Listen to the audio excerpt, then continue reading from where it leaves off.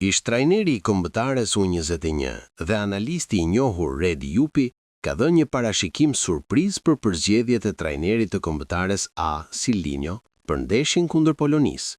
Sipas Jupit, sulmuesi Ernest Muçi, megjithse në super form në Turqi, nuk do të jetë pjesë e listës së të ftuarve. Silvinho nuk e ka në plan ta marrë Muçin, tha Jupi.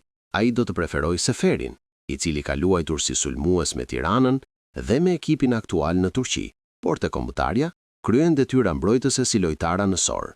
Profili i tij i ri, taktika që ndjek trajneri, kërkon këtë rol, dhe Muçi, edhe pse në formë të shkëlqyer, nuk përputhet me qasjen e brazilianit. Analisti theksoi se kjo zgjedhje nuk lidhet me nivelin teknik të Muçit, por me strukturën taktike që Silvinho dëshiron të zbatojë. Sefeli i bën detyrat mbrojtëse me rigorozitet, dhe kjo transformon komplet lojën e ekipit, shtoi Jupi.